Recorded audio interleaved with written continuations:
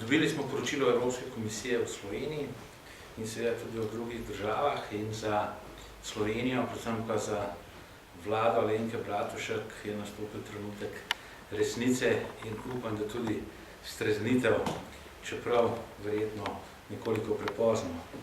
Namreč vse ocene, ki jih je dala Evropska komisija, ocenjujemo kot slabe za Slovenijo in z drugimi besedami to pomeni, da vlada Alenke Bratušek ni opravila domače naloge in jo seveda tudi ne bo, ker opravlja samo tekoče posle. To je slabo predvsem za Slovenke in Slovence.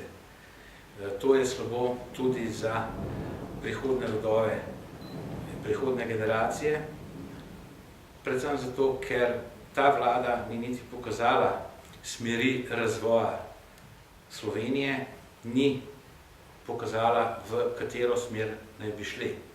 Smer, v katero je šla ta vlada, je napačna.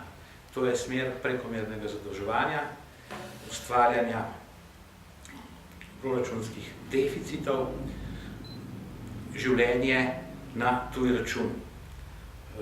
To pa bodo plačali prihodnji rodovi, predvsem s tem, ko bodo morali plačevati enormno visoke obresti. Zadolževanje je ocenjeno kot previsoko, privatizacija ni, prav tako ni sanacije bančnega sistema. Bančni sistem in njegova sanacija je nedokončana in seveda to pomeni, da nas čaka veliko dela na področju bank tudi v prihodnje.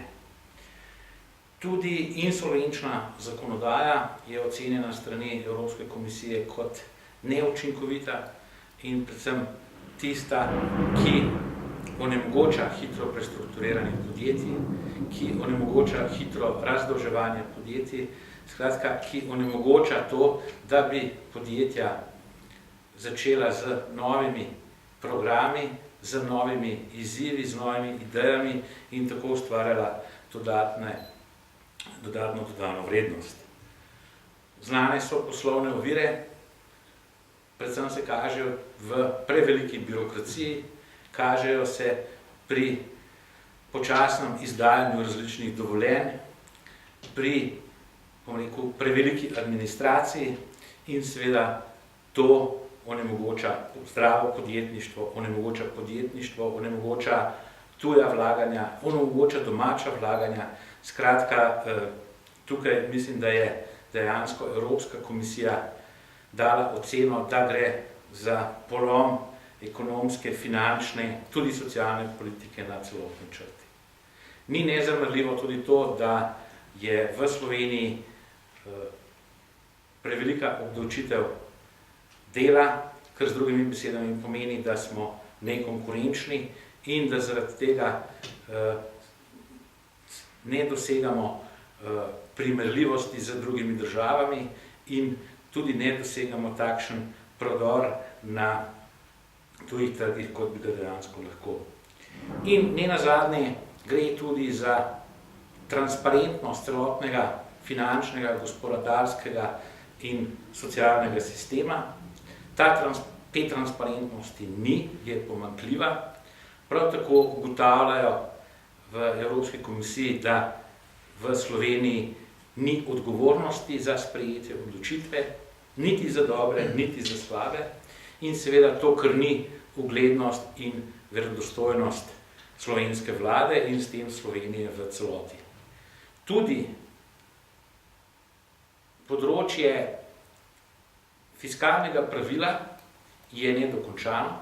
Navsezadnje ta vlada ni naredila nič, da bi se uveljavilo fiskalno pravilo v državi, da bi šli dejansko na pot, na podlagi katere bi lahko trošili le tisto, kar ustvarimo, kajti to je tisto, kar daje dolgoročni razvoj, na podlagi katerega lahko tudi prihodnji rodovi zrejo z optimizmom v prihodnost.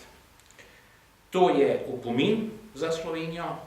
Žal ta vlada ne bo sprejela odgovornosti za ta opomin No, vsezadnje je to odgovornost sprejela s tem, da je ni več, in nenazadnje je to, da je odstopila dejansko največji dosežek te vlade. Hvala lepa.